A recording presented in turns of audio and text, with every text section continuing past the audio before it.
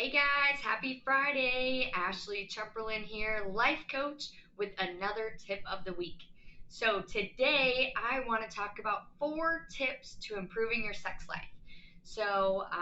Most people don't like to talk about this, it's very uncomfortable, but it's a part of life. And with anything, you want to see improvement, you want to see fulfillment. My first tip is that first of all, you have to be aware and understand that men and women are different. There's a reason they say men are from Mars, women are from Venus, or maybe it's the other, I don't know. But either way, totally different people. So women are more mental, men are more physical. So for women, you have to identify and get rid of their mental distractions. So, first of all, women, and let me just preface this by these are all generalities, so I'm not saying this is exactly how it is for you or for women and guys, but generalities. Most women want the emotional connection first, so they want to feel loved, they want to feel like you've listened to them, that you care about them, that you're doing things to show your appreciation, maybe acts of service, like love language stuff, that quality time. Then there's also the component of getting rid of mental distractions. So that could be, are the kids asleep? Is the door locked? Is the light off because maybe they don't feel physically confident and attractive in their body?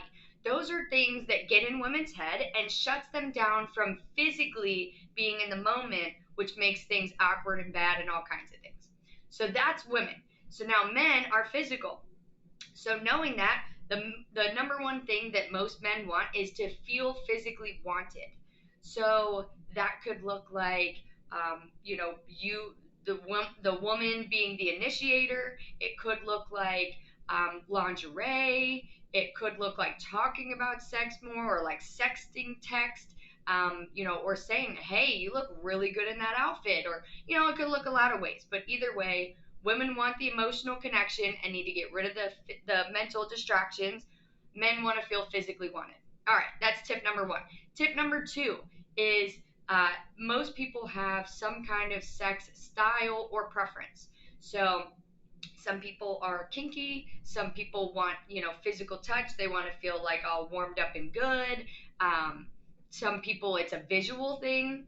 There's different styles there. And there's this show that honestly I was really hesitant to watch. I was really turned off when I even saw it on Netflix, but then somebody told me I need to give it a shot, and so I did. It's called Sex, Love, and Goop with Gwyneth Paltrow. And on there, it's honestly a little awkward. It's quite the show, but they go into these different preferences, and basically you can learn new things from it. Like, for example, a standard scenario is, oh, a guy wants to have sex, a girl doesn't want to, she doesn't have the drive or whatever. Well, come to find out, in this one couple they showed, the woman was actually kinky. She didn't really know it, and then the guy's like totally turned off by that. He's like whips and chains, whatever.